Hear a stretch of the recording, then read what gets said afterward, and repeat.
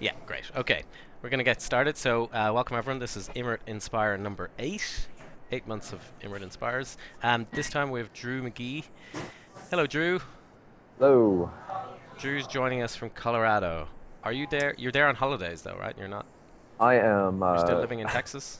Yeah, I'm doing a drive about America. So I started in Texas and worked my way through New Mexico and dashed up here to Denver for a secure Wi-Fi connection, just to talk to all of you. Cool. So myself and Drew have known each other for a little while, the last couple of years, because Drew's been working on the Banner Saga and Gilded Engineering. They're both published by Verse Seawolf. So we met at PAX South last year for the first time. We had a good time. And a So good time was had that's by. how I drew you into this. Um, Yes. my first question always is the same. It's kind of what got you into games? What got you interested in and eventually working on games briefly? I'm gonna turn you up a little bit.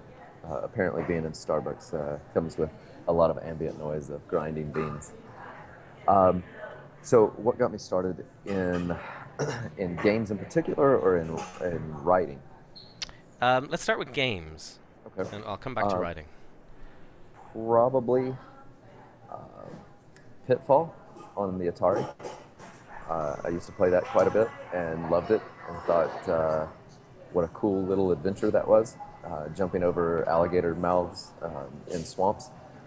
And I started going towards the hardware side of things when my Atari broke down, and I thought that it would be good to use rubbing alcohol to clean it.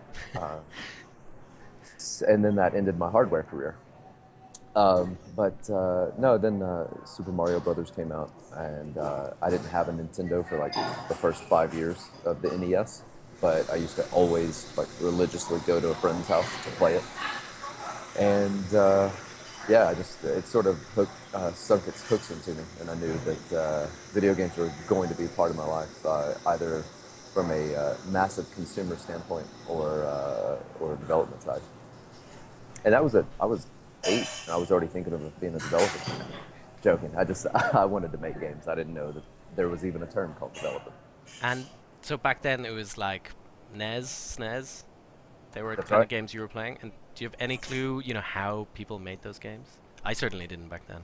Absolutely not. As a matter of fact, I played a lot when Super Nintendo came out. I was playing a ton of JRPGs, well, Final Fantasy, and I just figured that they were made in Japan. That you send money to Japan, they send you a game. That's it. A lot of SNES games did kind of work that way. Yeah. That's right. And so then I guess you grew up and became a writer. We'll come back to writing, but like you always wanted to make games, or was it just something you kind of came back to later? Yeah, well, I always wanted to be somehow part of games. I didn't know what I was going to do with them. I definitely didn't think I was going to be a writer for games. I had ideas like everybody present here. We all start off as the idea man, and but I didn't know what to do with it. So I went to college for computer science. I thought, all right, so I'm going to be a programmer. That's how you make video games. And then computer science completely whipped me. It was incredibly hard. Um, so I changed to management information systems and thought about just making a lot of money instead of That sounds like making kind of games. the same thing again. Yeah, but it's in the business college, so Okay. didn't have all the math. Um, yeah, so I graduated with that degree and left to travel Europe, and hadn't really thought about video games other than playing StarCraft. I was at the time there were internet cafes all over the place in Europe, and I was playing StarCraft as much as I could. Um, and then I got back and I didn't have a job, and no one was looking for someone who thought they wanted to make video games just randomly. So I became a real estate appraiser, and was playing a ton of Counter Strike while I was not making any money in the real estate industry. And so video games were always a common thread, but Yeah. yeah, eventually my writing classes that I took in college and my constant dabbling in writing and working on novels sort of came to fruition. I started making that push and getting in contact with a lot of other game writers. And then I joined the IGDA Writing Special Interest Group and made a lot of contacts there, notably Rhianna Pratchett and Andy Walsh. They were super helpful in uh, just encouraging me, talking to me and mentoring me a bit, telling me, what to keep pushing on, where to send resumes. Um, None of that ended up in a job per se, but it did keep the fire going. And started working at a small shop making what are they? Lottery slot machines. I was doing QA for slot machines, I was about to which say, were was you doing writing for slot machines? That would be amazing. yeah, the, the incredible I've made story a that you might love branching to hear. narrative in in the slot machine. Uh, I don't know if it would make a lot of money for the casino, but I would love to do one. Um, no, so I was doing QA there, and I met some people who were working on a video game on the side, and they needed a writer, and they were like, "Hey, you write?" And that's basically what it boiled down to. That was the application process. Okay. So you always wanted to do games. You started computer science as a way to get into to programming of games, and it was writing that has got you a job in games. You're now, you're a games writer now. Exactly. Yeah, I mean, I would say that I probably went the QA route that people sort of tend to uh, tell people not to go, because there are people who are dedicated to QA, and it sucks to hire someone with no knowing that that person wants to jump ship immediately. So It's a I don't. really good angle though for people. You know It is the experience kind of moat when you're like, okay, I want to do this part of game development for for big companies, and they won't hire you until you have some experience. exactly, and the exposure and just the you're with people making games, and that's the biggest thing you can do. Lost you there.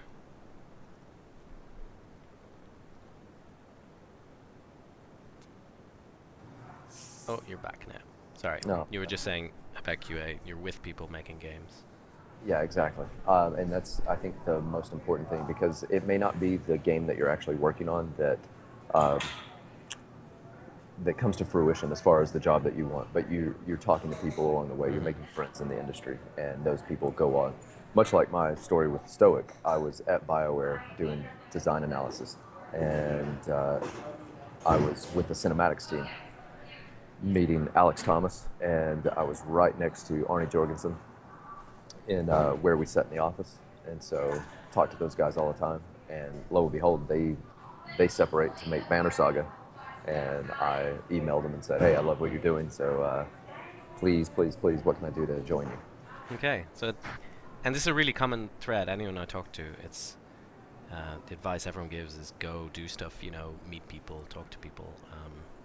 It almost always leads to more things. Not always immediately, but Exactly. yeah, in long term, it's the best way to know people and to find work and to collaborate.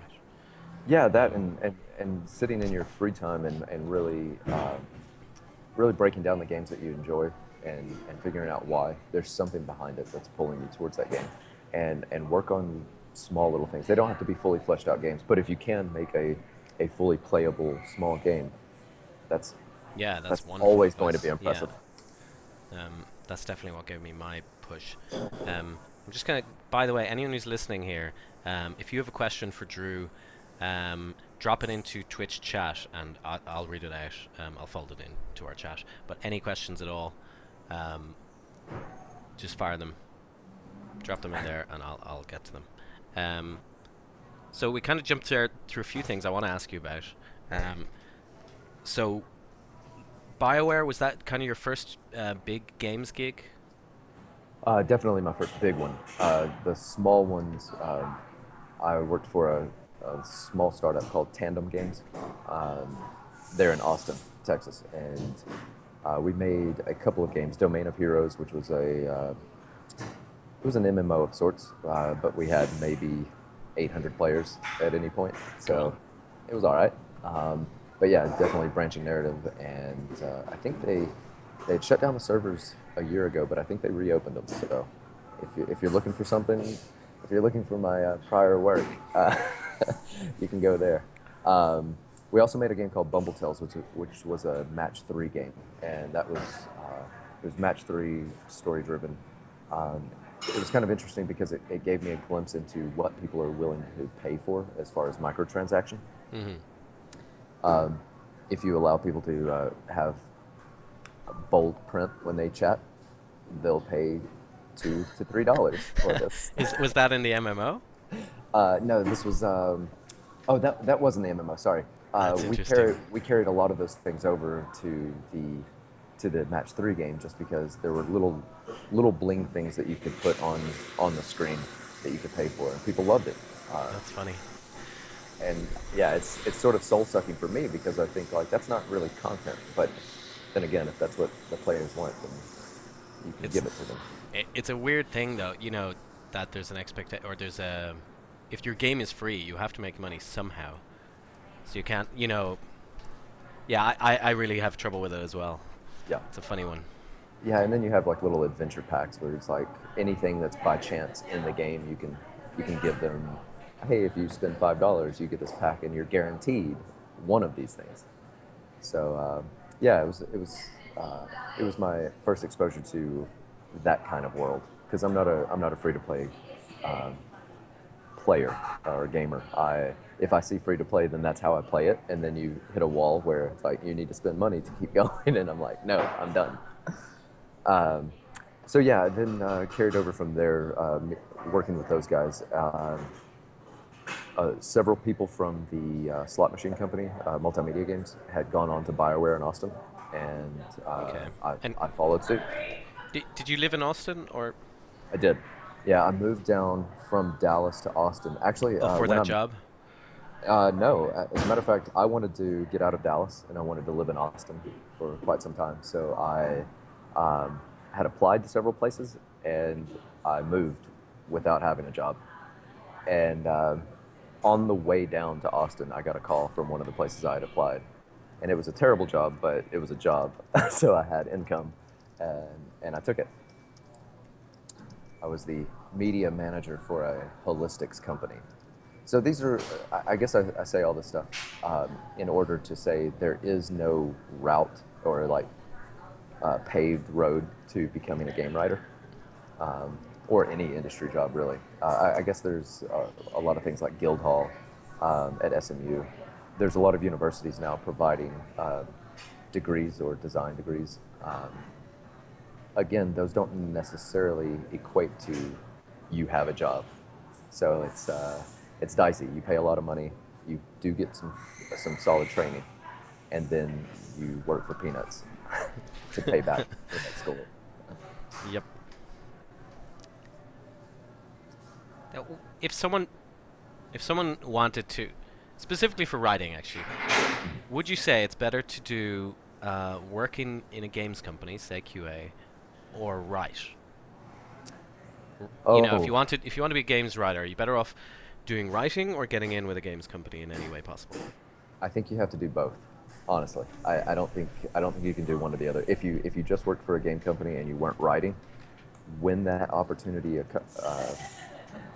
appears and someone says, "Hey, do you want to try to be our writer?"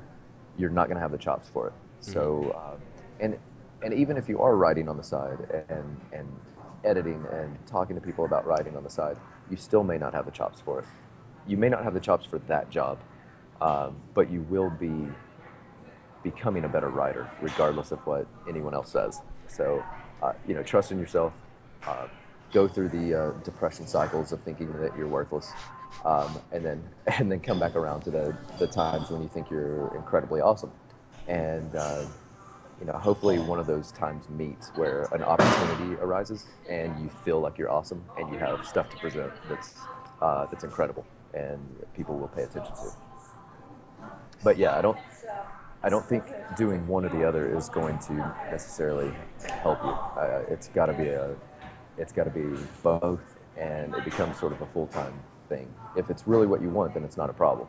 Um, but if it's just something you're sort of dabbling with, um, you may get lucky, but more than likely, it's going to go to the guy or the girl who's sitting there and busting their butt on the side, writing short stories, writing comic books, writing small games, and using Twine to create branching narratives, Mm.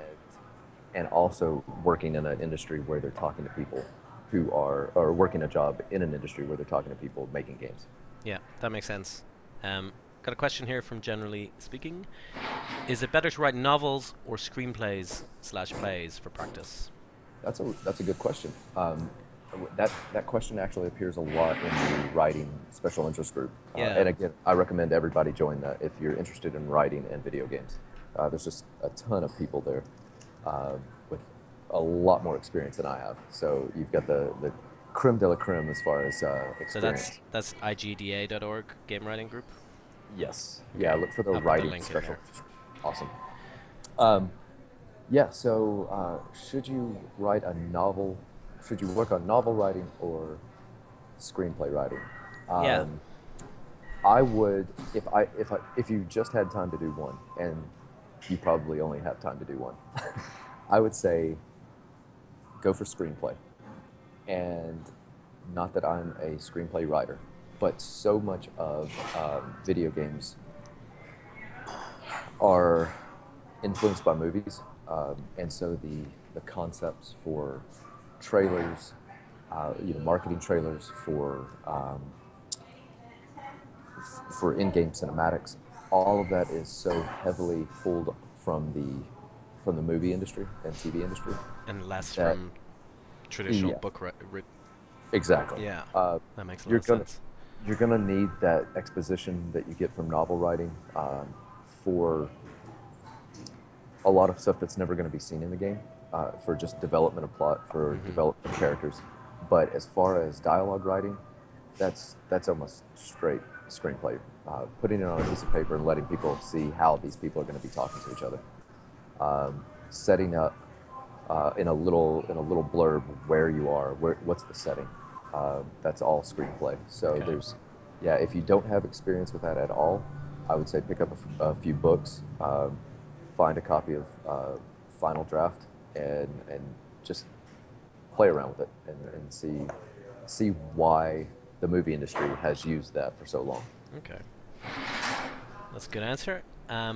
Link to that, how do you decide? This is also from Generally Speaking. How do you decide which medium works best for different stories? So I guess this is outside games. If you have a story you want to tell, do you find yourself always doing one kind of writing, or do you kind of have the story and think it'll work for a particular medium?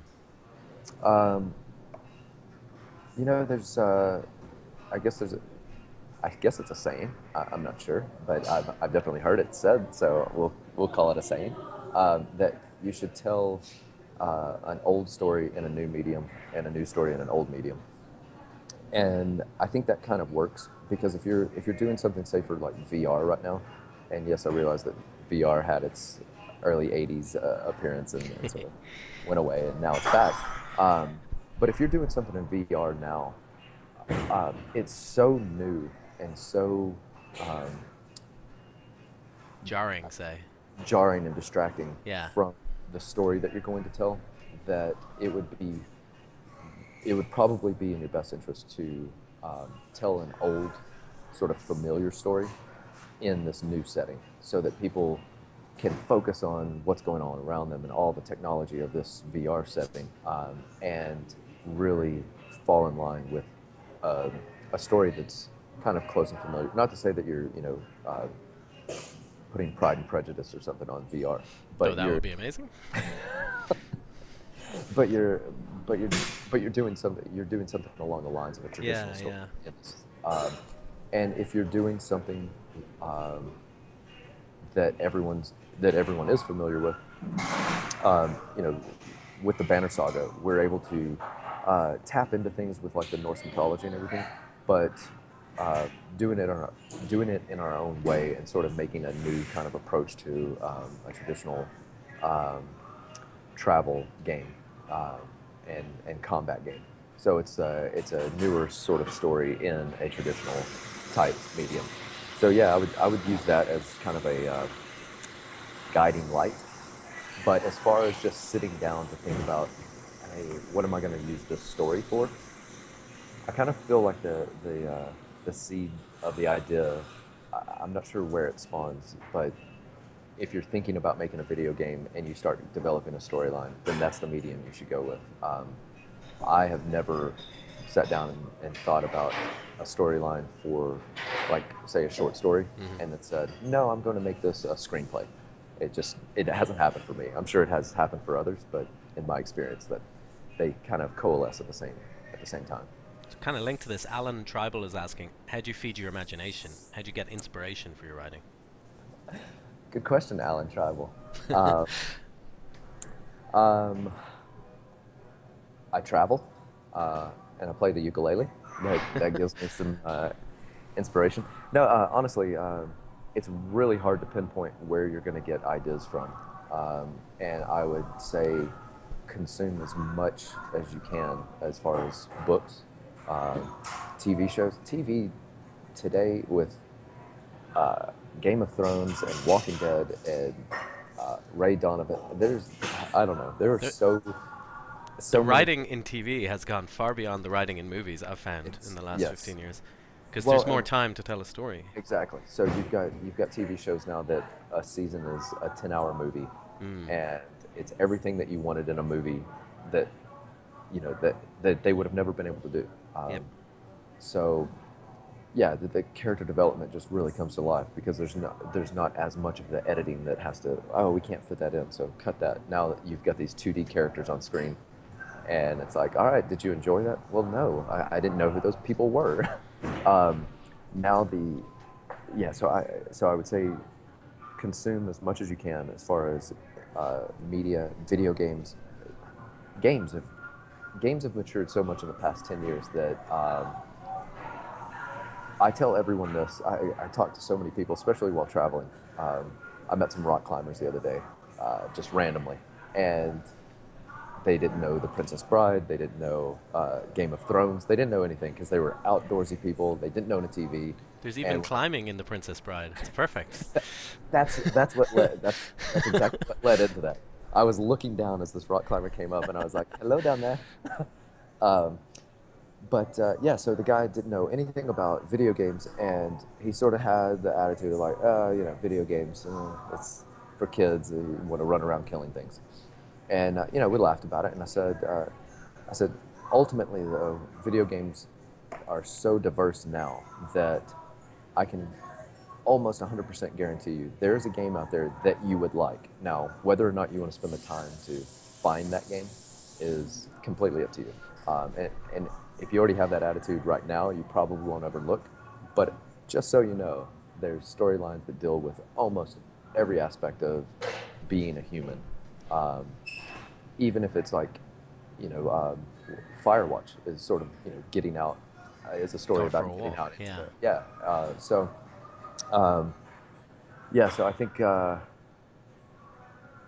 think you should just break away from like the games that you normally like and pick up something that is something that's out there that you would never like just go and buy. Like try different things, and you'll find that ideas from a murder mystery cross over with your mind. It cross over with ideas that you've been thinking about for, a family-friendly match 3 game, like I said, with Bumble Tales. I don't know. Inspiration comes from all sorts of things, and you'll be taking a shower, and something will hit you, and you'll say, "Oh, that's what I've got to work on. I've got to put that in, or I've got to flesh this out a little."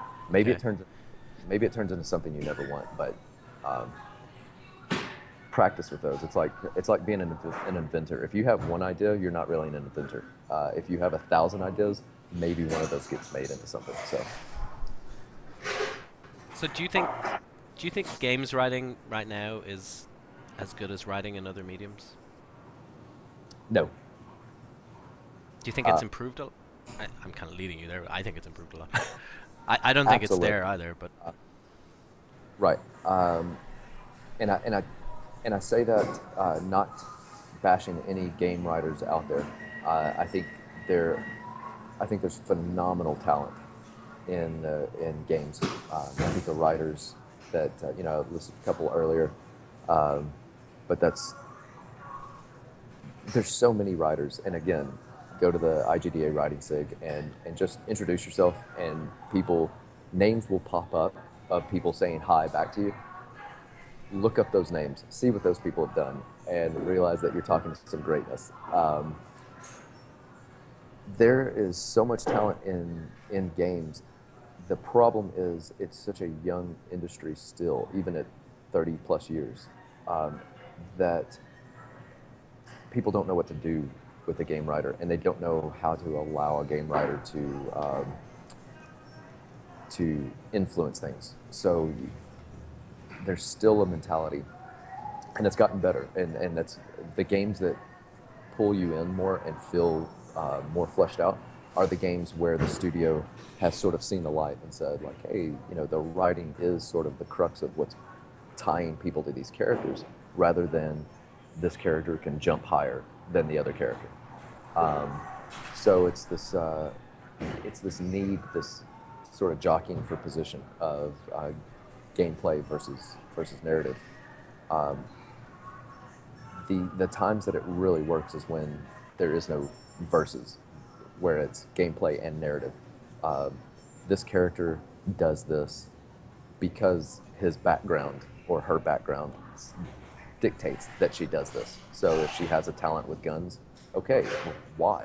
And all of that is so immersive when it's done well that it can be far more entertaining and far more just provocative, really, uh, if the player is allowed, or if the writer is allowed to really have an impact. If the game is designed and a writer is brought on, it becomes very apparent that this is a story written for these mechanics. Yeah. So I think And that's probably the sorry. most common approach at the moment. Exactly, Yeah. and it makes sense, right? You want to get a vertical slice out and know that your programming team can do everything that you're wanting to promise with a story. So it's like, all right, well, we've got to create this. We've got to get all the gameplay mechanics ironed out, and then it turns out that you're running low on time. You throw some money at a writer and you scab on a story, and bam, you've got a game. So it's unfortunate. It's understandable, but again, when the game is done well and the writer's brought on super early, pre-production. So you mentioned Firewatch. Yeah, I guess you like the writing in Firewatch? I thought it was fantastic. yeah. I really enjoyed the back and forth. Now, to be fair, I have not played Firewatch. I've watched Let's Plays of Firewatch. It's a really similar experience. I played it and I loved it, but you don't miss out on much, I bet you, by just tuning in and watching someone else play. Yeah, It exactly. is that style of game where it's narrative driven. You're experiencing a story, and Yep. the branching dialogue is what makes it amazing. It feels so real and correct. So I was We, just looking up there, two founders of the people who made Firewatch. One of them is the writer. Mhm. So I mean, do So, you think so that has a huge? Oh, absolutely. So you've got someone who's already got the story at heart, right? So when the game is being developed, it's being developed with the characters, with the voices, and that said, they may have found the voice actors later, but wow, they knocked it out of the park. They sure did. The the VO, had it not been for those actors feeling so um, in the moment, it would have the game wouldn't have been talked about. I'm convinced that the writing isn't so spectacular that it would have been like headlines if it hadn't been for such great voice acting. So, Yeah, it would uh, have fallen flat. yeah, But the same would be true of a movie. If you have really great dialogue and it's just not yeah, delivered well, it's gonna not ring true. You have to get yeah, the two together. yeah. If you think of basically any Tarantino film, if you don't have those actors, if you don't have Samuel L. Jackson in Pulp Fiction, uh, Yeah, it what do you have? seems, yeah, weird. So, Well, that's interesting. So, if you are writing in a way that's going to have voiceover, you have to really, maybe you need to spend the time to find the right people yeah, early. I would say that you always. I don't know, when I'm writing a character, I generally have an actor in mind. Now, whether or not you can afford to have that actor actually voice it, um, Nolan North is like the probably the most well-paid voice actor in video games, at least, um, for Drake and the Uncharted games Hmm. and every other male voice in video games, I believe. Um, you're probably not going to be able to afford him if you're making an indie game. Um, but you can definitely, if that's the voice you're writing towards, you can find actors who can do a really good job and aim towards that. There's Uh, always blackmail. It's probably what Quentin Tarantino did. there's that. There's that. The alternative to a publisher. You see, there's always options. That's what you got to keep in mind. There's options. um, but yeah, so recently for the Banner Saga, we one of the characters, Bulwark, who's a berserk giant with broken horns on his head. Um, we had an idea for how we wanted him to sound, but it was really hard to put into words. It was just like, here's a giant who thinks he's a bear, and he's rough. He's very utilitarian. He doesn't care for people. He can't have children. There are no female varls, so he stripped love out of the equation in his mental faculties. Um, Pretty much strip empathy uh, out of his uh, out of his character, and then be angry about everything. Nothing makes him happy. So we need someone who can do that. Oh, by the way, you're about 8 feet tall and massive, and you kill things before you even say hi. So that was in my mind. Like I was just like, I know how. And you sort of feel like you can do the voice. So like at home, I would do Bulwark's voice. Is that as And part of writing, or as yeah, yeah, part of yeah. thinking who you're going to cast? Oh, totally. As part of writing, if you're not reading your dialogue out loud, I think you're doing it wrong. Okay. Like you should, because what you'll notice and you don't have to do it in front of people there in the office or wherever you are, or in a coffee shop, because it would be weird here. But go out on a mountain if, or go in your backyard or something, and read through your dialogue, because what you'll find is that things in your mind when you put them down on the screen don't actually sound right when spoken. Hmm. A lot of times, contractions, like you'll write out things without contractions. So you'll say cannot, and it's really that character would say can't. Um, Being from Texas, ain't is like a really saying ain't and y'all is something that I don't even think about, Hmm. and I don't feel like I have a incredibly strong Texan accent, but I'll be thinking that, and then I'll think it into the character, and then I'll say, wait a second. As much as I'd love for this, for instance, Bulwark, as much as I'd love for Bulwark to say, y'all aren't Texan. y'all aren't leaving this place.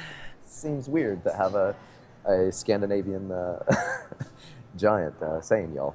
So yeah, I would read out a lot of stuff, and then again that informs you on who you want to be the voice actor. Very good. I want to talk about Banner Saga for a bit. So you were working in Bioware at the same time as the guys who left Bioware to found Stoic. So you knew them from previous workplace. As soon as you heard them doing that, you got in touch saying, guys, if you ever need help, I'm around. Yes, And then exactly. they did a really big Kickstarter for the Banner Saga, and then you did start working on the first Banner Saga. I did. Yeah, Oh, sorry. Yeah, is there more to the? No, tell us a little bit about that. So Okay. how did that happen? I mean, you just said if you guys need writing, and it turns out they did. I had a picture of those three guys with some ammo. No, Reverse blackmail, I like right. it. Uh, no, like I said, I had worked with them, and yeah, they were. It became a thing around the studio that these guys were splitting. I didn't have any insider knowledge as far as like, oh, you guys are leaving right now to go do this. It sort of hit in an email on, like, I think Bioware spam or something, that was like, hey guys, just letting you know, three of our devs are splitting off to make this game. And it was like the next day that the Kickstarter hit, Oh, and it's cool. like go fund them. And so I started looking through everything that they were doing, and I was like, I'm so impressed with the art style and where they're wanting to go with the tidbits of the story that they alluded to. And I had already made plans to um, leave Bioware because we had shipped Star Wars: The Old Republic, and there was concern that after a large MMO project launches that there were going to be layoffs. Yeah. So I sort of figured that the writing was on the wall, but there had been no talk about it, and so I let everyone know that I would be leaving in a month, and then this hit, and I immediately contacted the guys and said, "Hey, I'd love to work for you in any capacity, but the caveat is that I'm going to travel to Australia, so let me know if that works out." And Alex Thomas wrote me back and said, "Hey, we'd love for you to do some QA for us if that's possible." And I said, "Oh, all right, that's fine. I'm skilled in the arts of QA, um, and I can actually, because of the time difference, I can work on a QA build at In your not or evenings. during my Yeah. day, yeah, and it would be ready for you in your day." So And I'm guessing they didn't have a big office. I mean, they were just starting out, the three of them. they called it, yeah, they actually called it the Goat Shack. It was a little place, probably about 15 feet by 20, in the right behind a pub, and I think there was like a small little farmers market there as Good, well. good localization there. Oh my gosh, that was that was where the Translating meetings bar happened. to pub for us. Yeah. Thanks. uh, I just want to make this as easy as possible. Um, but they drink pints, I think. Yeah. Um, yeah, so that place was, oh, it was pitiful. The roof leaked. They had fleas at one point because some cats had gotten up there in the roof and had a litter and then died, and the litter started to die, but they had fleas, so fleas were dropping on their head. Wow. It was terrible. Um, so that was where the Banner Saga was formed. And it's not just a tough game; it was a tough game to develop. But yeah, meanwhile, I was traveling along the beaches of Australia, and they after the QA stuff started getting a little bit more intense. They decided they needed me for extra writing. The writing had blown up, so from their initial concept to post Kickstarter, they made so much money in Kickstarter and had promised so many things that the story just really became larger than they initially expected. So Alex asked me if I would much rather do writing than QA, and I said absolutely. So Cool. uh, yeah, he started throwing me all the work for uh, the quests that pop up when you travel. And then he had a slew of secondary characters that had no storylines that weren't developed. They had the characters animated. They knew that they were going to be in the game, but they had no story for them. So I developed a lot of those characters. So were you And just given a picture? You're like, here's this guy. He's got kind of looks shifty. Good luck. well, I was given a picture and just like a sentence or two bio, like Yeah. this is what we think this guy would do, and it was up to me. Like if you don't think so, you can change it and let us know. But yeah, so I would write during the day at like a public library to have internet access, and I would email Alex, and then the next day I would get something saying this is terrible. Uh, no. He would just have little notes on it, and we'd tweak things back and forth that way. Um, I'm but just yeah, going back to an old question here in the chat. Chaos Resolution was asking, what was the word count for the Banner Saga? What was the first one? I believe the first one was 78, 78,000 words. Wow. Yeah. Did you guys also localize that? We had a third party Translate. local. Yeah. So God. no, I don't speak German or Spanish or. But it was localized, so that sounds It like a was. nightmare to me. Yeah. Yeah. We went back and forth with the company who who localized it. Because again, if you don't speak another language, you have no clue whether or not it's a good Yeah, it translation. could be total. Um, you could lose all the writing. You know, writing is what your Yeah. craft, and you're doing it with a particular voice, and characters have their own voices. And then do you know if it retains that in translation? How do you find out? You, I didn't. I never found out, and I haven't found out for Banner Saga 2 either. That's a good question. I should.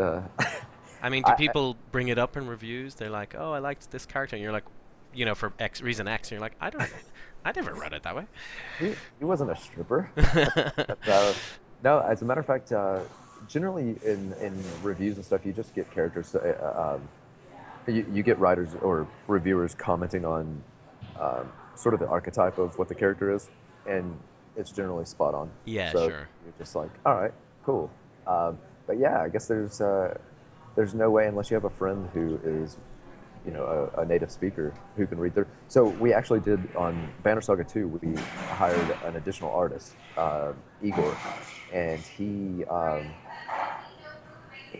I'm trying to think of his last name right now. Igor Hariardi, I think that's it. He was born in Kazakhstan and is currently in Russia, and he told us that the Russian translation was acceptable but not great. Okay, So yeah, if you have people who speak that'll really who are help. native Yeah. speakers, yeah, that can super help. So look internationally when you're hiring. It's a good move. Like, yeah, like I don't know if our game translates into Irish as well as I'd like it. That would be interesting. You you could probably get some funding for that. You kind of mentioned there you were emailing. Did you have tools for writing? I mean, were you using something, or were you just kind of working on a big, I'm guessing, Google document or something? Yeah, and there's kind of a funny story there. And on Banner Saga 1, um, we were Alex was using Inkle Writer for writing the main story. Um, there the Which I is the tool used for 80 days and the sorcery Yes, games, which is really yes, cool. exactly. I've watched it talk about that. It's really interesting. Yeah, and they've just opened or they just launched their open source, I believe, recently. Yeah. It's just called Ink. So yeah, great guys. Highly recommend talking to them or go and see any talks that they do at any chats at any conferences. Um, but yeah, so Alex was using Inkle Writer, and the thought was that I was going to use Inkle Writer as well to put in all the secondary quests, side quests and stuff. But it turns out that the way the engine for Banner Saga, what we call Xeno, um, the way it pulls from Inkle Writer, it could only pull from one account, and to make it pull from two different accounts was going to be chaotic. And for me to access the same account that Alex was writing in, just completely screwed everything up. So I started writing in Google Docs. Um, and if you've ever done any sort of branching narrative, writing writing in a document and using hyperlinks is about as painful as pulling teeth. It's frustrating. Links break all the time. You move something around, and you don't really know why it breaks, but it's obviously not working. So we went back and forth on that. But yeah, that was how the quests were written. Um, and so I would just send him a doc, and then he would scrub through Translate it. it. Yeah. So I guess that's a little inefficient, but it was Hmm. just the necessity of this. I think Yeah, this happens a lot in small companies. It certainly happened to us. You don't really allocate time for tool building because there isn't a large amount of people going to be using the tool. So you right. kind of hack things together way beyond you should have done. Yeah, It's kind of hard absolutely. to predict the time you're going to be spending hacking early Yeah. on. Yeah, and so John Watson, our programmer, he recently told in a um, interview with Develop, he talked about the tools because he was the one who developed all the tools, and he talked about using for a small startup using as many pre-made tools as possible to get up and running. You can perfect it later, and that was the only part that I was sort of like, oh, red flag, because the perfecting it later sometimes never happens. And so a lot Almost of ever, times, yeah. yeah, a lot of times you're just using a tool that is good enough and it's entirely inefficient. Um, So yeah, beware. It's a hard thing to do though. Spend time on Absolutely. I that kind mean, of stuff. because Tough decision. unless you're a very squeaky wheel, you won't get the grease. So you're as the sole writer on Banner Saga 2, I was constantly running into issues with the tweaks that had been made for our engine to use Inkle Rider in the way that we wanted it to Hmm. work. Um, would work in so many situations, and then certain situations it would completely mess everything up. So um, you, we would see each other's schedules, and John would say, I'm working on this today, and I've got to get this done, blah blah blah. Well, meanwhile, I'm sitting here with something that's a complete pile of mess, and I'm like, do I bother John? Do I say like, hey, I got to have you fix this, or do I just sort of move on to something else and then come back to it later? Um, and I would say at that point, just squeal, just make your problems known because they're not gonna be fixed. And it's not a personal thing like, hey, I want you to stop working on what you're working on and help me. It's basically like this is gonna continue and I'm never gonna look back to it and it will always be screwed up. So um, yeah, just be loud. Get your tools. Just dropping back to a question here from Alan XAI. What does your typical day look like as a game writer? When do you start the writing process in the overall game development process? Kind of two questions there. Typical day. Okay. Typical day. Say in Banner Saga 2 where you were the lead writer. All right. You wake up around 10 in the morning, you stretch, you think about things for a while. You go to the bathroom. No, no. You wake up. You wake up fairly early, or at least I did. Um, not to say that I immediately got cracking on work, but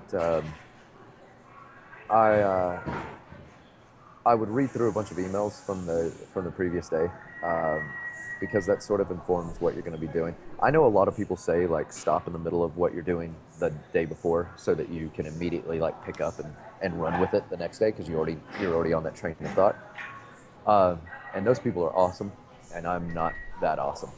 So every day was like going out there and turning the key in the car and praying that it would start up. Um, Yeah, so we would have a morning meeting around 11 o'clock, and the reason we chose 11 is because Arnie and I were in Central Time, and John moved to Seattle, so he was 2 hours behind us, Hmm. and 9 in the morning was as early as John was going to do it. So For sure. so we would have that meeting, and it was kind of unfortunate in a sense because 11 o'clock was we we generally try to aim for like 20 minutes, but it would normally run into about an hour, and then it's lunchtime Yeah. for us. So it was kind of a pain because you would it was almost like working a split shift. Like, all right, I'm gonna try to ramp up early in the morning and get a lot of work done, and then have this sort of 2 hour period during the day where I'm not actually working, and then you've got tacos in your stomach and you're kind of sleepy, and hey, it's the later part of the day and you need to work some more.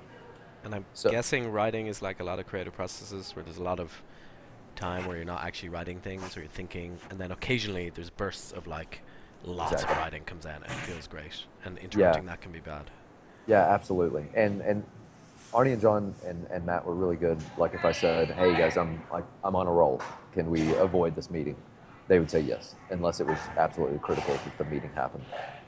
But that's that gets down to communication and stuff like that. And a smaller team should have better communication, but doesn't always have better communication. So be willing to tell people what you're working on and what you need. Not only tools, but time. If you need creative time to get through some heavy work, uh, be sure to ask for that. But yeah, so I would wake up probably around 7:30, 8. Eat and look through some emails, find out what needed to be tackled. Look through my list of things because we would keep like a schedule of like these conversations need to be written. Um, you need to go over the plot doc again and take out a lot of stuff that we've decided doesn't work. So Um, stop you there for a sec. Plot doc, is that like the game design document for the writing? it is, yeah, That's and like and this is for our goal.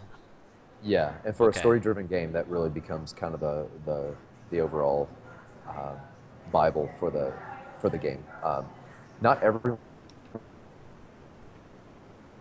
looks at it. It's frustrating. It's understandable. Um, Someone who's working on animation or working on you know the combat skills doesn't really care that that in chapter three the protagonist is going to run into the ultimate antagonist.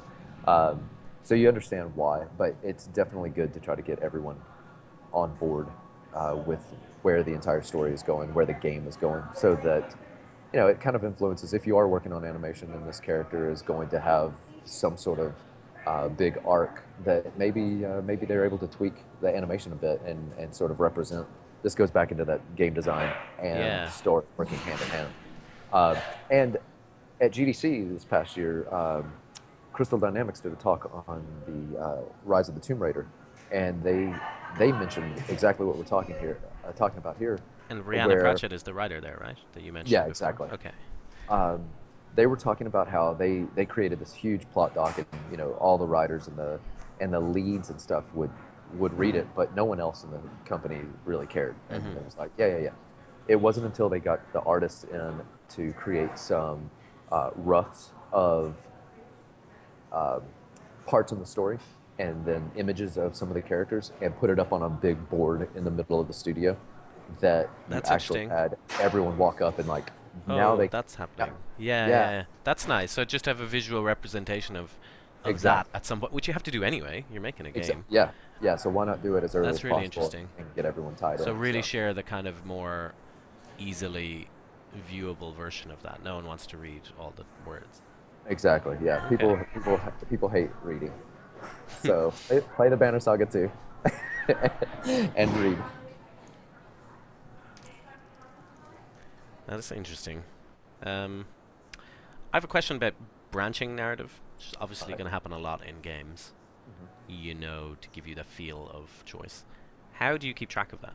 How do you, as a writer, how do you write all the different parts and keep track of really big changes and Um, so I can tell you how I did it, and um, I'm not sure that it is the best, but it worked, or it is working.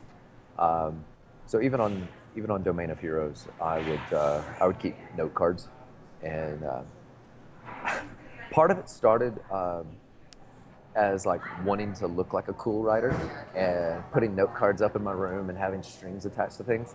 And I thought, man, this is a people are going to walk in here and see this and they're going to think I'm a mastermind.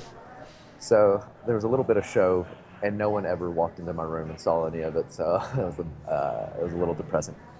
But it actually does work to have something visual. And I know that Scrivener does a lot of the corkboard stuff that you can move things around on the screen. Um, but to me, that's still like in the box of the computer, and it's kind of claustrophobic. So I would recommend that you write things on note cards or toilet paper or mm-hmm. whatever, and put it up on a wall or a corkboard on your wall. For Banner Saga 2, I had a small, like just regular sized piece of paper, and I had all the characters listed on them of uh, who, which characters were alive that lived, that mandated by the story lived through the first saga, which characters could have died, May or may not be alive. Yeah.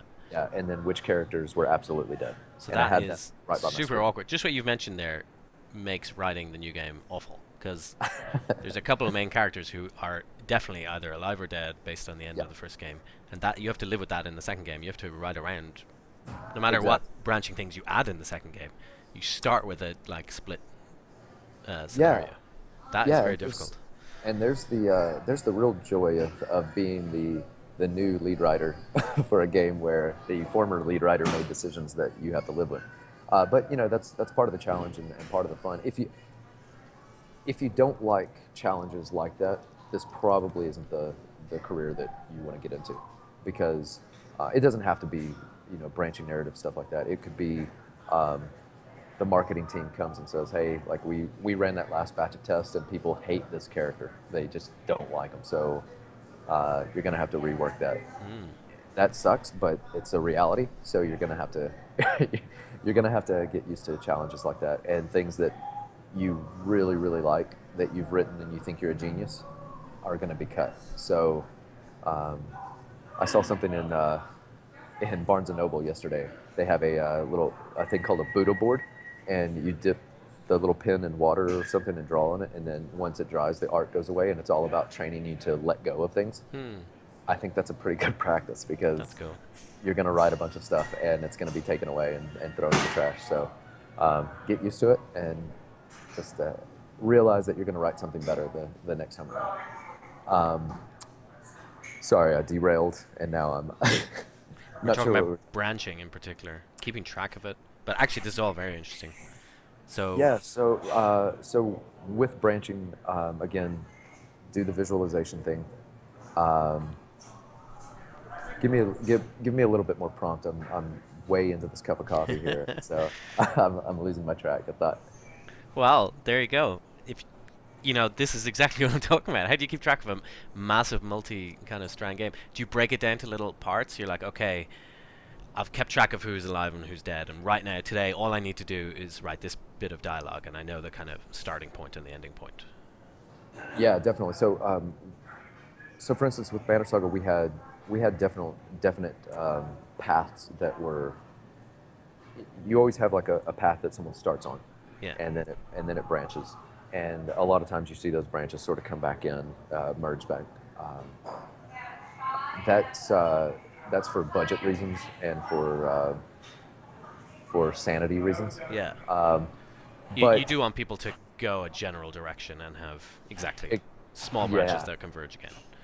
yeah, and for the ones out there screaming for pure branching narrative that can go a million different directions, um, write one of those for me and send it my way, Hmm. and then we can have that discussion because you will lose your mind and you won't be able to keep track of everything.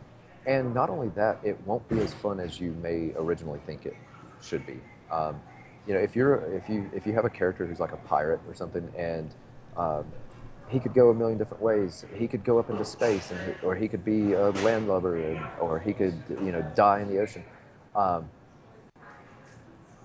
it's not going to be fun down every route unless you spend the next 30 years of your life working out each story. So do something strong, do something small, and make strong emotional changes in those branches, but keep it tight. And what you're going to notice is that people really relate to those characters more, and they really enjoy the story rather than this freedom that you think is incredible about branching dialogues. People still want a tight story, and Yeah. they want to feel invested. And yeah, so we'd start the day with again with me looking at what needed to be done today, and it's like, all right, so I already know that I'm on this character's path, and I know that there's a bit of lore that I'd like to drop here. So can I do that in dialogue, like a conversation, or can I do that in a side quest? Um, can I ask Arnie to put a piece of art in That that just sort of explains that. yeah that shows a bit of this? So those are that would be part of the day, and then you'd say, all right, so if I'm going to do 20 of these for this chapter uh, over the next 3 weeks, how much can I get done in a day? And you sort of pace yourself and sort of like, all right, I know that over the last 2 weeks I wrote, 5,000 words as far as side quests. Dialogue generally takes me a little bit longer, but you sort of start gauging yourself. We had tracking software, fog bugs that would generally tell you how realistic your goals were as far as your milestones, and it would put up a little bar saying like, by this date you have a 50% chance of Mm. of making that based on how many times you would like tick off your Yeah. It kind of like takes your estimates and yeah, tracks your and so actual hours for the. Yeah, yeah. It kind of gives you exactly. a. This is how good you are at being right on estimates. Now Score. the problem with that is that it's passive. You actually have to go in and say, hey, I'm finished with this. Yeah. Like I wrote this dialogue, so done. And a lot of times I wouldn't. So then the skew it was all skewed. So basically, you have to just be your own boss and that's hard. It's hard for me. It's hard for almost everyone, even people who think they're task oriented and oh, I always get things done on time.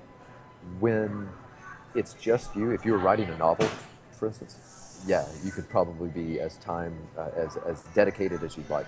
But when you're working on a team and you're like, okay, today I've got to write 3 conversations, and then the publisher is like, hey, we really need a blurb for blah blah blah, or we need you to answer these interview questions, or the artist is saying, hey, what can we do here, or the programmer is like, hey, this thing that you put in doesn't actually work, it's broken and you need to fix it. Now that that day that you had lined up for yourself, Sure. Gets you get messed up. 2 hours out of it. So your 6 other hours of the workday are dedicated to fixing other things. So yeah, but keeping track of what you're writing in a branching narrative really comes down to reading the plot doc that you've written, that you've established, trying to keep out feature creep as much as possible. It's going to happen. You're going to add new characters, or you're going to say like, "Wouldn't it be cool if?" Hmm. And you need to allot for that, allot time for that, because those are some of the most. When you're reading reviews later after the game comes out, some of those moments that people call out are things that happened in those little like, "Oh, wouldn't it be cool if we did this?" Yeah. Um, so yeah, fans really appreciate it, and if you don't allow yourself time for that, you're inevitably going to try to get some of those in, and they're going to fall flat because they're going to be broken and they're going to break other things in the game. And it's like, wait a second, that character was dead. Like, why did he do this cool have thing? have any things like that slipped into Banner Saga? People have like found a way to, if you go here and you do this, and then later on, yeah, they pop up with a line of dialogue. You're like, pretty sure he died 10 hours ago. Yeah, we did have that in some early builds, but I think that was because I was doing some of the scripting early on, and I didn't know really what I was doing. Yeah, And yeah. so, like, you wouldn't check a box or something, and so it was like, hey, it was the conversation was written with that character in, but it would only show those lines if If the they were character alive. wasn't dead. But you'd get into it, and it'd be like halfway into your game, this character was dead from game one, and all of a sudden he's talking. He's like, hey, I'm here. I'm willing to go with you. And you're like, oh, hey, guy. But no, but we had more QA on this on Banner Saga 2 than on Banner Saga 1 by like threefold. Wow. So For we that were kind able. of reason, there was just so many different No, I think, ways. well, yes and no. I think we just wanted a really a polished game. Okay, yeah. I think you've frozen on me again. Oh, you're back. Oh, No, it's all right. okay. Um, I don't want to keep you too much longer. You've already been chatting to us for an hour. Oh, I guess I've kind of a question around. So when people ask me, "Oh, I want to make games. I want to make games," my usual recommendation is try a game jam. So make a game in a day. yep. What is the writing equivalent of that? What's the short story of games writing? Um, Man, I would say flash fiction. Um, try to write, try to What's write a flash story. fiction? Flash fiction. Funny you should ask. I actually have something on Amazon that you can purchase. No, I put up like 5 flash fiction stories. Okay. I called it quick fiction. But anyway, it's generally somewhere around 500 words. So take a short story and then boil it down even more, and try to tell an interesting little vignette in around 500 words. And flash fiction can range to 2,000 words. There's no hard and fast rule to it. But if you can tell a story in 500 words, um, personally, if I were hiring a writer, I'd want to see some of that, Okay. because So so it's many. a like a nice constraint. Exactly. And what you're doing is it's so focused on um, a character and setting, and a character's motivation or goal, and whether or not that character achieves their goal. Um, that it really it would really tell me if you're able to write small or write large, Hmm. uh, because you have very little space to be flowery, and games for the most part um, don't don't have room for that. Yeah, yeah, Even if it's a mega 60-hour game, everything that's in there has got to be tight, because you'll lose people. yeah. the last thing you want is someone getting like 30 minutes into the game and being like, oh, that was nice, and then they never pick it up again. Yeah, yeah. So Okay, that's interesting. I never heard of that before. It's pretty yeah, cool. and there's authors out there that are dedicated to flash fiction, and there's courses that you can take online for how to write flash fiction. I'm by no means a master of it, but it is such a good practice that Cool. I'm constantly kicking that idea around. All right, cool. So if any game makers here are tuned in and listening to this, and they want to talk to you about writing, possibly hire you for something, how should they get in touch? How should they pitch you, actually? Um, you can There's send bribes. You bribes can or send whiskey. Yeah. blackmail. Uh, don't hack my phone. Um, yeah. No. Reach me on Twitter Yeah, at Drew I've just McGee pasted Writes. in Drew McGee writes there. I've just pasted that into chat. Yeah. I don't mind if you shoot me an email. DrewJMcGee@gmail.com. Cool. Um, find me on Facebook, Drew McGee. Um, yeah. I'm an What open book. what stage should people chat to you? I'm sorry. At what stage of game development should people get in touch, talk to you about working on? As early as possible. Hmm. Yeah, because like I said, the earlier a writer gets involved, the better. And generally, what you're going to come to me with is the seed of an idea. And hey, this is what we're sort of shooting for, and I would love to be able to throw my experience at like, you probably want to avoid this, and maybe we can shoot more for this. And the earlier that can happen, that sort of dialogue and interaction can happen, the better I think the overall product will be. Cool. All right.